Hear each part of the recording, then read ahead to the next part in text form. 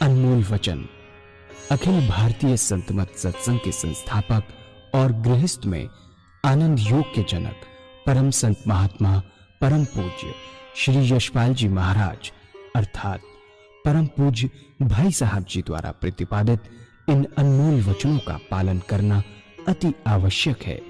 ये वचन हमारी गृहस्थ आध्यात्मिक साधना के लिए मूलभूत सिद्धांत हैं, जो इस प्रकार हैं। हम दुनिया की हर चीज की कीमत आंकते हैं, अपने मानव जीवन की कीमत भी जाने व परमात्मा की प्राप्ति हेतु साधना करें। मनुष्य योनि एक उपहार है, इसीलिए परमात्मा को धन्यवाद देते हुए आधा घंटा प्रातःकाल, आधा घंटा सायंकाल पूजा अवश्य करें। सत्संग, सतनाम व सद्गुरु को प्राथमिकता देते हुए इसी के आधार पर ध्यान योगाभ्यास अवश्य करें व गृहस्थ के कार्यों को परमात्मा का कार्य समझकर उसी की याद में संपन्न करें। हर समय यह ध्यान रहे कि गुरु कृपा द्वारा परमात्मा की पवित्र सत्ता का हमारी आत्मा में वास है, अतः मन में निरंतर अपने इष्ट देव का जाप करें। मान सम्मान की इच्छा ना करें व अपमान से दुखी ना हो। परमात्मा के अतिरिक्त किसी और का भय ना करें। दूसरों की बुराई न करें, न सुने, सत्य व मधुर बोलें, अश्लील शब्द मुंह से ना निकालें, सभी से नम्रतापूर्ण व सुंदर व्यवहार करें। धर्म पत्नी के अतिरिक्त अपने से बड़ी से माता जैसा, बराबर की से बहन जैसा व छोटी से पुत्री जैसा व्यवहार करें। सांसारिक जीवन यापन की आवश्यकताएं अंतहीन है, इसलिए अधिक से अधिक समय सत्संग में व धन परोपकार में खर्च करें। याद रखें, न स्त्री माया है, न धन दौलत, न ही परिवार। माया वह है जो हृदय को परमात्मा से दूर हटा दे। अतः निरंतर सत्संग और सद्गुरु की शरण में रहने का प्रयास करें। भोजन अपने इष्ट को अर्पण कर प्रसाद रूप में परमात्मा की याद में करें। रात्रि में सोने से पहले अच्छे बुरे कार्यों का आत्मनिरीक्षण कर उसका समुचित पश्चाताप करते हुए ध्यान करें व प्रभु की गहरी याद में ही विश्राम करें। परमात्मा तू ही है, तेरी इच्छा पूर्ण हो।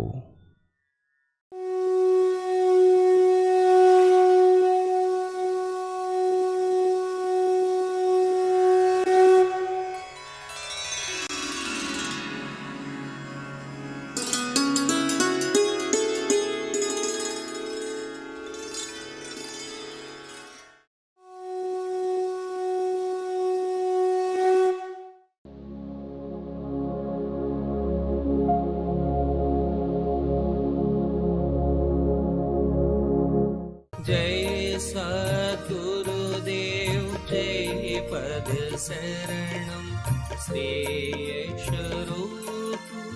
चरणों शरणं। जय सद्गुरुदेव जय पद शरणं श्रेयस्वरूप चरणों शरणं।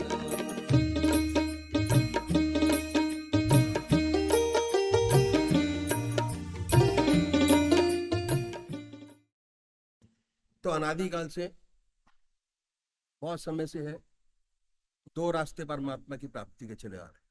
तो एक नीति का रास्ता है, नीति का मतलब छोड़ना हर चीज को,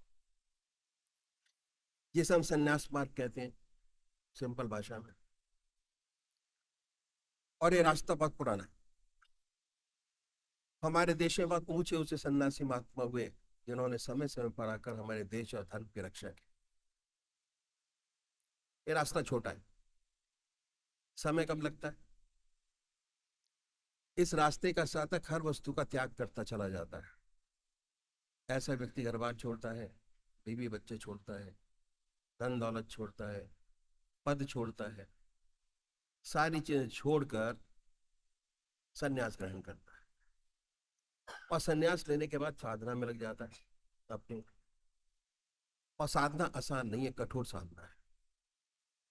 अब क्या है, ऐसा साधक संन्यास लेने के बाद एक ही काम रह जाता है, वो परमात्मा की प्राप्ति, क्योंकि उसी के लिए छोड़ा उसने सारी चीज।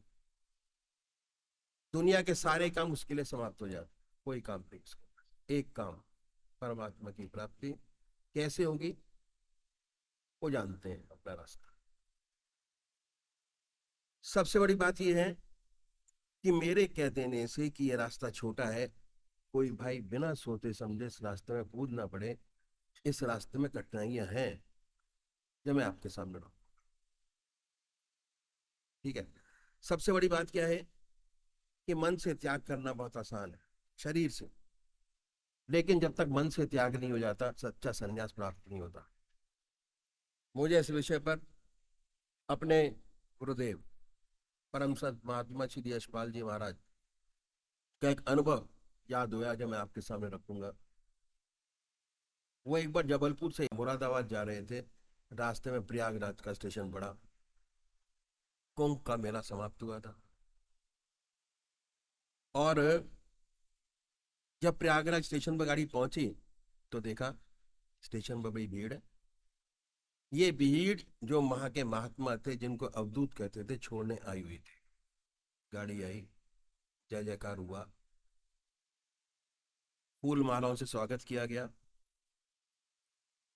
परमात्मा की कृपा से ये जो महात्मा थे उसी डिब्बे में चढ़े जिसमें से सदगुरु जी बैठे हुए थे। आपने आपके सामने की बर्थ खाली थी, उस पर आके विराजे बड़े प्यार से। उसके बाद क्या हुआ, जब गाड़ी चली और कुछ आगे निकल गई तो नॉर्मली होता है कि आपस में बातचीत शुरू हो जाती। आपके साथ बातचीत शुरू हुई। बातचीत के दौरान सदगुरुदेव जी ने महाराज जी से एक प्रश्न किया, और यह था कि आपको संन्यास लिए कितना समय हो गया।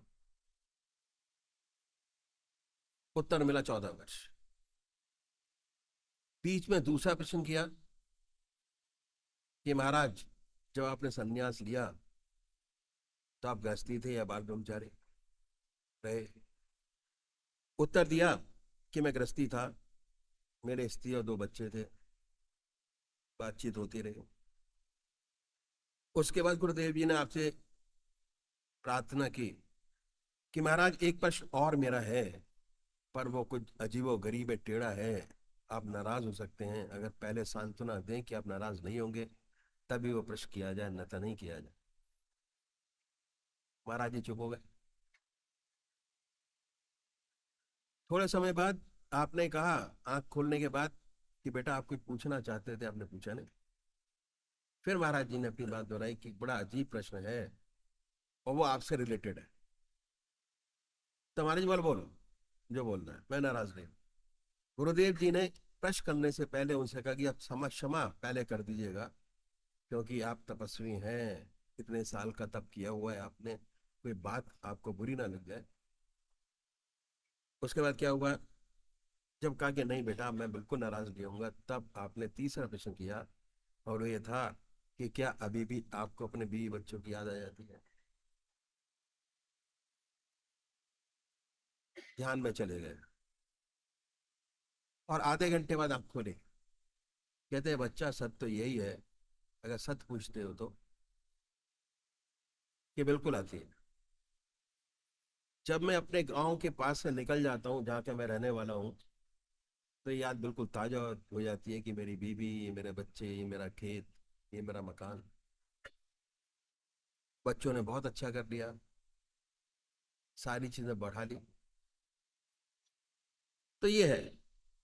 और क्या हुआ कि ये मेरा खेत है, ये मेरा मकान है, खेत बड़े हो गए हैं, सारा काम का संभाल लिया। सेवक ने, गुरुदेव जी ने आपके चरण छुए, वाकई बहुत ऊंचे महात्मा थे, अवधूत थे। सत्य बोलने में बड़ा कठिन परीक्षण होता है। अब क्या है, सन्यास लेते ही आश्रम बदल गया। ना उसका कोई बीबी, ना उसका कोई बच्चा, ना कोई उसका घर, ना कोई उसका मकान। रूल अलग हैं सारे। तो क्या हुआ, सन्यास के अपने नियम हैं, और मन से त्याग नहीं हुआ, शरीर से त्याग हो गया। मन से त्याग करने में बहुत बड़ा समय लगता है। और दूसरी बात क्या है कि त्याग का बहुत बड़ा अहंकार होता है। हम गृहस्थी लोग कभी सन्यासियों पर जाके बैठ जाते हैं, संसार से दुखी होकर कहते हैं कि महाराज हम दुखी हैं, मन में शांति नहीं, मन में चैन नहीं, कोई उपाय बतलाइए कि मन को शांति मिले, चैन मिले, आराम मिले। कहते हैं ईश्वर को याद करो, परमात्मा का ध्यान करो, उसी से सच्चा सुख और शांति आपको प्राप्त होगी। मजबूर होके जाते हैं, कहते हैं कि भाई बनता नहीं, प्रयत्न तो करते हैं, तो छूटते कहते हैं भाई ये रास्ता आपका नहीं है, तो सन्यासियों का है। और प्रयत्न करते हैं। आप तो गृहस्थी हो, तो सन्यासियों में शुरू शुरू से भावना हो जाती है मन के अंदर कि हम सब साधारण मनुष्य से कुछ अलग है। सूक्ष्म अहंकार अंदर अंदर पैदा हो जाता है, और जहां अहंकार है वह परमात्मा नहीं। श्रेणी क्या है, काम, क्रोध, लोभ, मोह और अहंकार। जैसे आप हैं वैसे हम हैं, कपड़ों का ही तो फर्क है। तो सूक्ष्म अहंकार अंदर अंदर पैदा हो गया, जहां अहंकार है वहां परमात्मा नहीं। दूसरी बात क्या है कि ज्यादातर व्यक्ति किसी न किसी परेशानी में पड़कर दुखी होकर वैराग्य ले लेते हैं। घर छोड़ दिया, चले गए। उसके बाद क्या है, और संन्यास के अपने नियम है।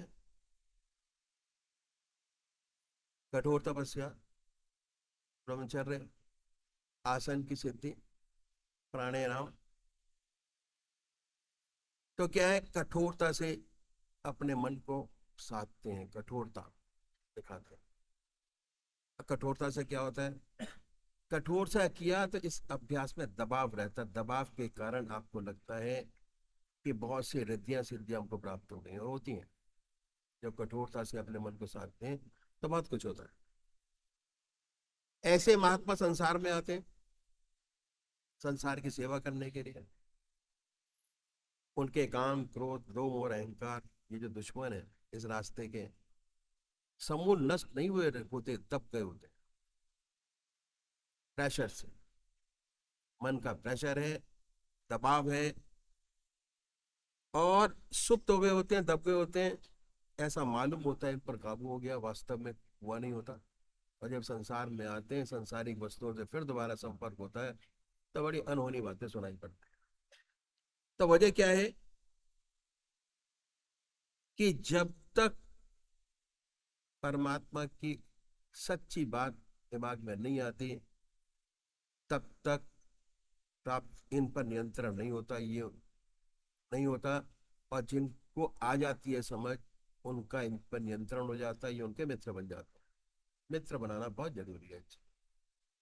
प्रेशर में काम करेंगे कोई काम नहीं होगा, मित्र बना के काम करेंगे, बहला के काम करेंगे, सारे काम।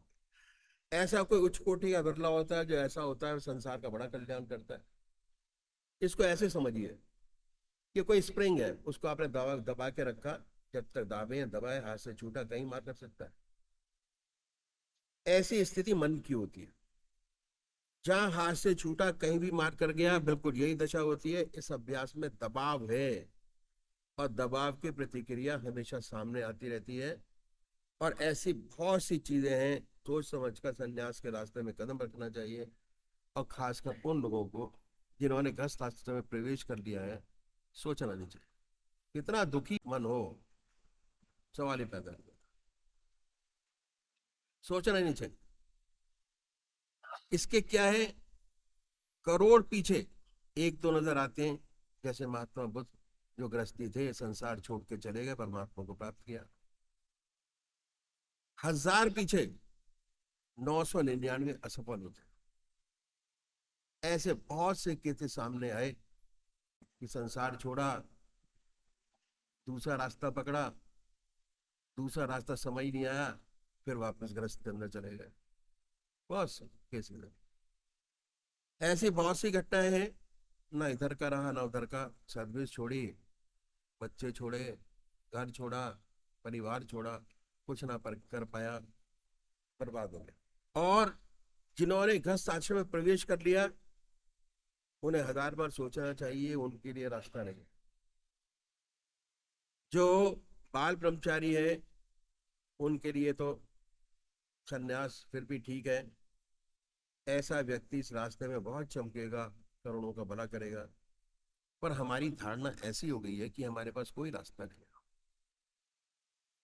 बहुतों की धारणा है कि ये 55 से 58 साल तक तो अपना काम करें, 58 साल के बाद पूजा पाठ करेंगे। अगर कोई बच्चा आपके घर का पूजा पाठ में लगे, कहते अरे छोड़, पहले इसको, पहले अपना दुनिया का काम देख, ये तो बाद में होता रहेगा। प्रैक्टिकल डिफिकल्टी तो क्या है कि बहुतों की धारणा है जब रिटायर हो जाएंगे तब काम करेंगे। ऐसे बहुत से कहते कि भैया जी अभी तो नौकरी में हूं, जब रिटायर हो जाऊंगा तब आपके साथ चलूंगा। और रिटायर हो जाने के बाद तो होता क्या है, फिर कहते भैया अब क्या हुआ, कहता पोते को खिला रहा हूं। ये प्रैक्टिकल डिफिकल्टी है। तो जब तक मन उस रास्ते में लगाएंगे ही नहीं, तब तक उसका आनंद प्राप्त नहीं होगा और इसी चक्कर में घूमते रहेंगे। तो वह जरूरी है। तो क्या है, ऐसा व्यक्ति इस रास्ते में बहुत चमकेगा और करोड़ों का भला करेगा। हमारी धारणा ऐसी हो गई है कि 58 साल के बाद पूजा पाठ करेंगे, उससे पहले पूजा पाठ नहीं करेंगे। दिया जलाएंगे, बस कुछ नहीं। और वो भी नहीं जलता ठीक तरीके से। बच्चे अगरबत्ती जलाते, वो भी जलती नहीं है, भागते हैं। जले ना जले, आपने कहा जला दिया, बाकी चल रहा है, आप चलाओ, आपका काम है। तो अब क्या है, बहुतों की धारणा है कि 58 साल के बाद पूजा पाठ करेंगे। बहुत बड़ी भूल है। 58 साल के बाद रिटायर हो जाने पर कुछ नहीं होता, भगवान का नाम नहीं लिया जा सकता किसी हालत में। अगर आपने बैंक की जो साइनिंग स्टाइल है, अगर शुरू से ना चलाई हुई हो 50 साल तक, तो बुजुर्ग होने पर आप साइन कर ही नहीं सकते। हैबिट फॉर्मेशन, आदत है चेक पर साइन करने की। नहीं हो तो पूरा डिफरेंस हो जाए और कह दे कि भैया आपका साइन नहीं बनता, आप जाओ। तो ये हैबिट फॉर्मेशन है। जैसे जैसे आदत आपकी बनती चली जाएगी, वैसे वैसे आपकी सारी चीजें बहुत सुंदर होती चली जाएगी। तो क्या है, भगवान का नाम नहीं लिया जा सकता, नाम नामुमकिन। आदतें इतनी मजबूत हो जाती हैं कि उनको आप हिला नहीं सकते। बड़ी कठिनाई। शरीर जवाब देने लग जाता है। किसी की कमर में दर्द है, किसी के पैरों में दर्द है, किसी के सर में दर्द है, बैठ नहीं सके। पूजा पाठ करने की बात तो अलग रही। और उसके बाद क्या है कि 58 साल के बाद पूजा पाठ नहीं होती। अभी से भगवान लेकर क्या करना बहुत गलत है, फिर नहीं होगा। जो कुछ बनेगा आज बनेगा और अभी बनेगा। ये प्रण बनाइए कि आज ही से इस काम को शुरू करेंगे तो होगा, नहीं तो नहीं होगा। इस हालत में टाल दिया टल जाएगा। याद आएगी कि कोई आया था, कुछ बता के गया, उसके बाद फिर भूल जाएंगे, फिर आएगा। ऐसा है, प्रैक्टिकली ऐसा है। मेरे साथ मेरे ऑफिस के अंदर एक फौजी आदमी है। फौजी आदमी मेरे को बड़े अच्छे लगते हैं, लगते तो सारे ही अच्छे हैं, ऐसी बात नहीं है। फौजी था, उसको पता लगा कि भाई ये इनके यहाँ अनंतपुर में भंडारा होता है और ये डेट होती है। वो आ गया, कहता जी मैं आपके साथ चलूंगा। मैं कहा बहुत अच्छी बात है, चलो भाई। पहली बार मिला वो। उसने कहा जी अब थोड़ी प्रॉब्लम आ गई है, मेडिकल प्रॉब्लम है। मेरी जो वो है वो एडमिट हैं, अगर वो टाइम निकल गया तो चलूंगा आपके साथ। चला वो, 4 दिन अटेंड किया उसने, जैसे आप भाई लोग गए थे, बता दिया खाना यहाँ मिलेगा, ये यहाँ मिलेगा, ये यहाँ मिलेगा, सारा हो गया, बता दिया, चला गया, गया साहब। आने के बाद कोई बातचीत नहीं, 1 साल तक। 31 दिसंबर की रात को वो सोच रहा था, बैठा हुआ, फौजी था, फौजी की स्टाइल तो आप जानते ही हैं कि किसी चीज से छूटते तो है नहीं, कि जी 31 तारीख को मौज करेंगे। उसने ड्रिंक किया, 2 पैक, बैठ गया। अब करे क्या, कोई काम नहीं, रिटायर हो चुका था। तो अब ये हुआ कि जब रिटायर हो गया, कुछ नहीं उसके पास, तो उसने कहा सोचते हैं कि पूरे साल के अंदर कौन सा अच्छा काम किया, आत्मनिरीक्षण करते हैं। आत्मनिरीक्षण किया, उसको 5 दिन याद थे और कुछ चीज याद ही नहीं। 5 days आश्रम के, और मैंने आपको बताया हमारे आश्रम में कुछ है भी नहीं जिसे याद करते हो। अगले साल फिर वो आ गया। मैंने कहा भाई सारे साल तुम गायब रहे, तुम्हारा हमारा कोई कनेक्शन नहीं था, फिर दोबारा आ गए। कहते हैं साहब मैंने ये किया, सच बताऊं तो इसलिए मैं साथ चलूंगा। इतना पक्का आदमी। उसके बाद 18 साल सत्संग में बराबर आता, और हालत ये थी कि ऑफिस में खड़ा होकर खर्राटे मारता था। यहाँ तो बैठ के लोग सोते हैं, लेट के सोते हैं, खड़ा खड़ा ध्यान लगता था उसको, इतनी पक्की उसकी प्रैक्टिस हो गई। तो ये हमारा जो प्रोसेस है, ये अष्टांग योग का प्रोसेस है। अष्टांग योग में 8 चीजें होती हैं, उसमें से लास्ट की 3 चीजें हम पकड़ते हैं, ध्यान, धारणा, समाधि। आगे की जो चीजें हैं उससे हमारे रहन सहन का कोई लिंक नहीं है, वो दूसरे लोगों के लिए। तो लास्ट की 3 चीज पकड़ के उसी पर हम कंसंट्रेट करते हैं कि कैसे 24 घंटे ग्रस्त में रहते हुए परमात्मा की याद की जा सके, ध्यान किया जा सके। तो ये है। उसके बाद क्या हुआ, ये रास्ता बहुत पुराना है जो हमने बुला दिया, बहुत पुराना रास्ता। ये है इति मार्ग, वो नेति है, छोड़ना। इति मतलब जोड़ना अपने से। भगवान का नाम लेकर क्या करना, आपने राजा जनक का नाम सुना होगा।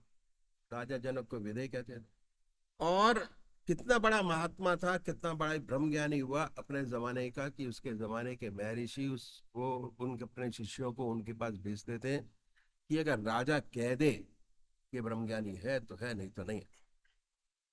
टेस्ट के लिए भेजते थे। उसके बाद क्या हुआ, उसके ऊपर कितनी जिम्मेदारियां थी, उन सब जिम्मेदारियों को निभाते हुए भली भांति इतना ऊंचा ब्रह्म ज्ञानी